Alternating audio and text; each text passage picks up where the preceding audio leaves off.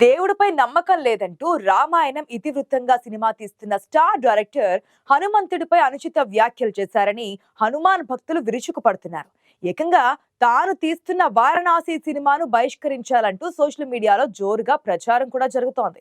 శుభమా అంటూ దేవుడి ఆశీస్సులతో హైదరాబాద్ లోని రామోజీ ఫిలిం సిటీలో వారణాసి మూవీకి సంబంధించిన మొట్టమొదటి ఈవెంట్ ని జరిపించారు. ఈ ఈవెంట్ ను ఇప్పుడు వివాదాలకు కేంద్ర బిందువుగా మార్చేశాడు రాజమౌళి. నేను దేవుణ్ణి నమ్మను, కానీ మా నాన్న నమ్ముతాడు, నా భార్య నమ్ముతోంది. హనుమంతుడు అంటే వాళ్ళకు చాలా ఇష్టం, కానీ ఆయనే నిజంగా ఉండి ఉంటే ఇలాంటి పనులు చేస్తాడా? దేవుణ్ణి నమ్ముతున్న వారిని చూస్తుంటే నాకు కోపం వస్తుంది అంటూ రాజమౌళి మాట్లాడారు.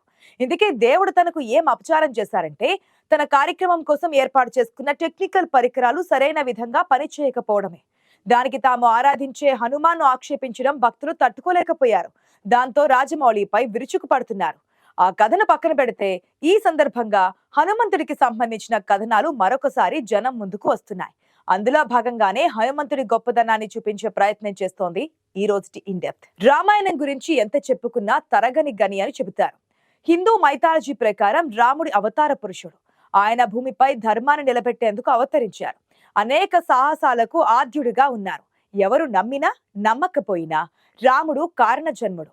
ఒక ప్రయోజనం కోసం అవతార పురుషులు భూమిపై వెలుస్తూ ఉంటారు. ఆయనతో పాటే మరెన్నో పాత్రలు కూడా రామాయణ కాలంలో వచ్చాయి. ఆ పాత్రలు దేనికదే సాటిగా మానవాళికి అసలైన జీవన విధానాలను నేర్పించాయి. ఎలా ఉండకూడదో ఎలా ఉండాలో చూపించాయి. లక్షల ఏళ్లకు ఒకసారిగా వచ్చే రాముడి జీవన శైలిని అనుకరించడం తప్ప మరొకటి సాధ్యం కాదు. అలాంటి రాముడు తన అవతారం ముగించుకొని వెళ్లిపోయాక ఆయన వెంటే నీడలా తిరిగి ప్రభు భక్తిని ప్రదర్శించిన అమరజీవి రామభక్త హనుమంతుడు ఎక్కడికి వెళ్లారు? ఆయనకు మరణం లేదని చెబుతారు కదా. మరి అమరుడైన ఆంజనేయుడు ఇప్పటికీ ఎక్కడో ఉండాలి కదా. ఆయన ప్రస్తుతం మనతో పాటే ఎక్కడ జీవిస్తున్నాడు? ఎందుకు బయటకు రావడం లేదు? హిందూ పురాణ గ్రంథాల ప్రకారం ఈ లోకంలో మొత్తం 7 చిరంజీవులుగా ఉన్నారు. వీరంతా సత్యయుగం, ద్వాపర యుగం, త్రేతాయుగం నాడు జీవించారు. అయితే వరం వలనో లేక శాపం వలనో వీరు చిరంజీవులుగా ఉన్నారు. అందులో మొదటి వారు హనుమంతుడు. తను దైవంగా పూజించే శ్రీరాముడు అవతారాన్ని చాలించిన హనుమంతుడు ఇప్పటికీ ఎక్కడో చిరంజీవిగా ఉన్నారని భక్తులు నమ్ముతారు. ఇన్నాళ్ళు లేకపోయినా ఇప్పుడు అయోధ్యలో రామునికి తనదంటూ ఒక సొంత నివాసం ఏర్పడింది. నిజానికి అయోధ్యలో హనుమంతుడికి ఎంతో గొప్ప దేవాలయం కూడా ఉంది.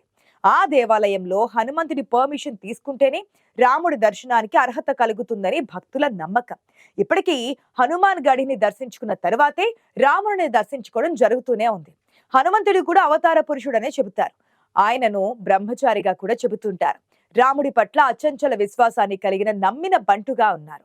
ఇక రావణవధ తరువాత రాముడు తిరిగి అయోధ్యకు చేరుకునే సమయంలోనూ ఆయన వెంటే ఉన్నారు. అయోధ్యలో రాముడి పట్టాభిషేకానికి హాజరయ్యాడు. కానీ ఆ తర్వాత నుంచి హనుమంతుడు కనిపించకుండా పోయాడు. ఈ విషయంపై అలా ఎందుకు జరిగిందన్న విషయంపై పురాణాలలో ప్రస్తావించారు. వీటిలో 4 వివరణలు ఆసక్తికరంగా ఉంటాయి. వాటిని అర్థం చేసుకునే ప్రయత్నం చేద్దాం. మొదటి థియరీ ప్రకారం చూస్తే రాముడు తన అవతారం పూర్తవడంతో తిరిగి తన స్వస్థలమైన వైకుంఠానికి వెళ్తున్నారు. ఆయన భౌతికంగా అయోధ్యను రాజుగా పరిపాలించిన తను వచ్చిన కార్యక్రమం పూర్తవడంతో తిరిగి విష్ణు భగవానుడిగా వైకుంఠం వెళ్లిపోక తప్పదు. తను నిష్క్రమించిన అనంతరం రామరాజ్యంలో తన భక్తుల రక్షణ కోసం రక్షణగా ఉండమని రాముడు హనుమంతుణ్ణి ఆదేశించారని చెబుతున్నారు. తన భక్తులకు ఏ ఆపద రాకుండా ఉండేలా చూసేందుకు రక్షణగా హనుమంతుడిని ఉంచారు. ఇక రెండవ థియరీ ఏంటంటే రామాయణం ఎంత ప్రభావవంతమైనదో ఆ తరువాతి యుగంలో జరిగిన మహాభారతం కూడా అంతే శక్తివంతమైన పురాణం. ఆ కథలోనూ హనుమంతుడి ప్రస్తావన ఉంటుంది. అంటే త్రేతాయుగం పూర్తయిపోయినా కారణ జన్ముడు కాబట్టి తరువాత వచ్చిన ద్వాపర యుగంలోనూ హనుమంతుడి ప్రస్తావన కనిపిస్తోంది మనకు. ఇది ఆయన చిరంజీవి అన్న విషయాన్ని తెలియజేస్తోంది. రామాయణం నుంచి ఆయన తాత్కాలికంగా అదృశ్యమైపోయాడే తప్ప అంతర్ధానం కాలేదు. అదెలా జరిగిందనేది మూడో థియరీ ప్రకారం చూద్దాం. ఓ సందర్భంలో ద్రౌపది భీముడిని తన కోసం ఒక ప్రత్యేక పుష్పం తీసుకురావాలని కోరుతుందిట. పుష్పాన్ని తీసుకొచ్చేందుకు భీముడు లంకలోని అడవికి వెళ్తాడు. అక్కడ భీముడికి హనుమంతుడు తారసపడతాడు. ఇది చాలా ఆసక్తికరంగా ఉంటుంది. భీముడు వెళ్లే దారిలో తోకను పరుచుకొని ఒక వానరం అడ్డంగా ఉంటుంది. తన రాకను ఇలా తోకతో అడ్డుకోవడం భీముడికి కోపదృప్తిని చేస్తుందన్నమాట. భీముడు ఆ వానరాన్ని తన తోకను దారి నుంచి తొలగించమని కోరగా అదేదో తననే పెట్టుకోవాలని చెబుతుందట కోతి.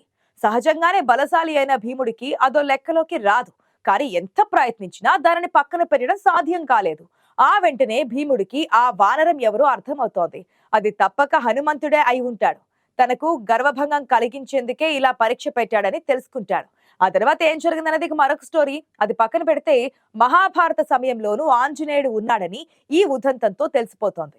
నిజానికి పక్క పక్కనే ఉండే రామాయణ మహాభారత పురాణాలు కలిసిపోయి ఉంటాయంటారు.